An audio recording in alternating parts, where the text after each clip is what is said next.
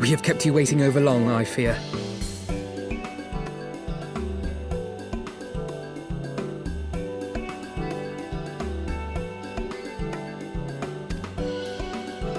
Not to worry, Alphino. We had some rather fine mulled wine to keep us company. Truth be told, you could have delayed your arrival a few moments more. Gibrion got the spicing just right this time. His latest batch is not only delicious and warming, but soothing to the humours. Indeed. But 'twas not to soothe our humours that we gathered here. Ah, no, quite right. The matter of that poor dragoon. You have discovered something. A means to save him? Let us not jump to conclusions, shall we? Assess the facts presented, then make an educated analysis, as you were taught.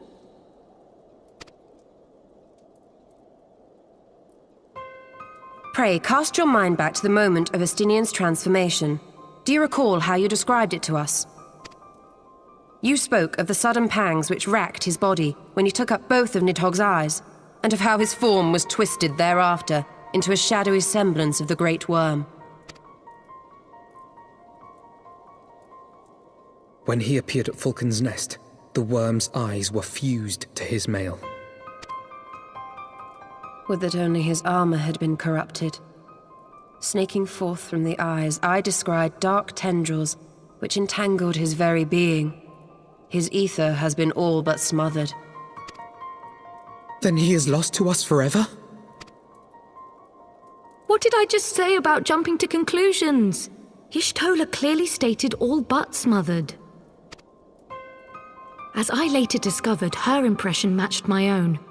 Though Nidhogg's presence filled my mind's eye, beneath his seething aura, I sensed the merest hint of something else. And after listening to Y'shtola's observations, I became more certain of my suspicion, that the something else I had sensed was, in fact, the trace of a different will, submerged in the sea of Nidhogg's rage. You mean? Yes, 'tis like that Estinian spirit yet lingers. Can we not wrest him from Nidhogg's grasp, then? Tear the eyes from the armor? We know not if that would serve to separate Worm's soul from man's. None have ever attempted such a feat. Should it offer even the faintest hope of success, then by the gods, I shall be the first to try. Alphino. By all means, hold fast to your hope, but be mindful of the dangers. Even should you succeed in excising the eyes from the dragoon's mail, we have no way of knowing if your friend's soul would survive so violent a separation. And that is to say nothing of the possibility that his would-be savior might become Nidhogg's next host. But what other choice remains to us? Should the opportunity present itself, I will tear those foul orbs from Estinian's armor and trust in the resilience of his soul, even at the risk of mine own.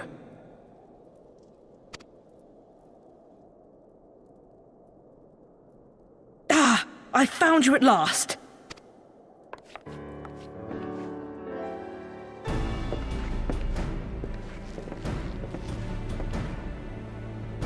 A messenger of the Temple Knights came to the manor some few hours past.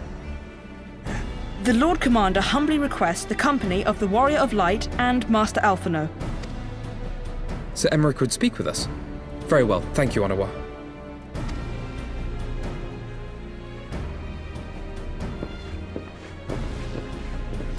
'Twould seem duty calls. Pray see to yours, and we shall return to ours.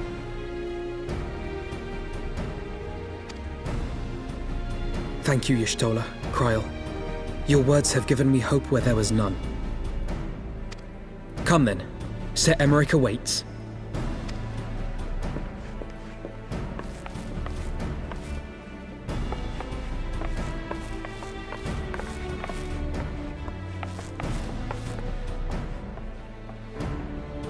Alphino is allowing his feelings for this dragoon to cloud his thoughts. I worry he may do something rash. Keep an eye on him, would you?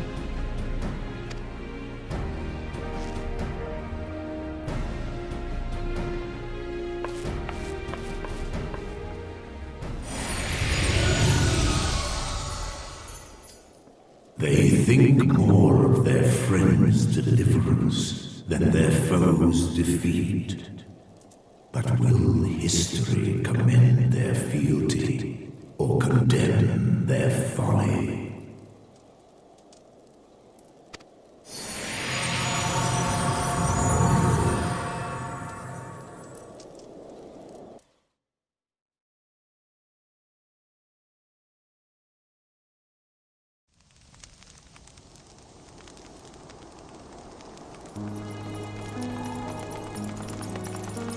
The conference held at Falcon's Nest was to be a celebration of the reconciliation twixt man and dragon. But the lingering shade of Nidhogg, clad in the flesh of the Azure Dragoon, did mark the occasion by spilling the blood of his own kind. A timely atrocity to remind the children of Ishgard that the Dragonsong War was far from over. And when fear gave way to fury, the call to arms rang out anew. Death to Nidhogg! Death to Nidhogg!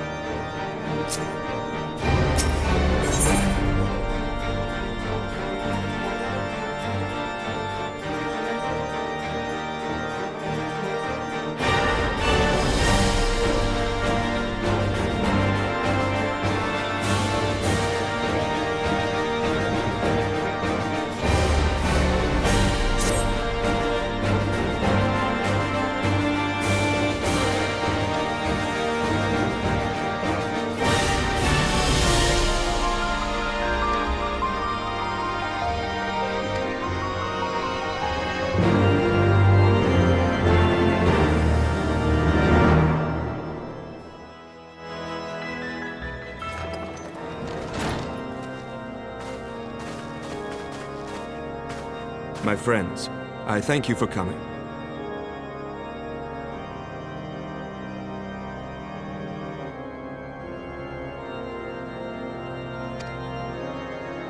You have had news of Nidhogg?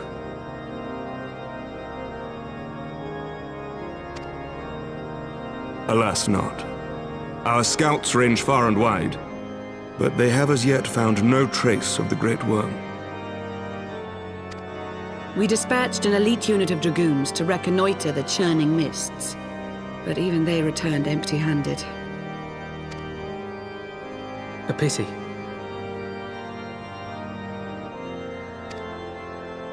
Fear not, Alphino. We shall see the worm again soon enough. His words at Falcon's Nest attest to that.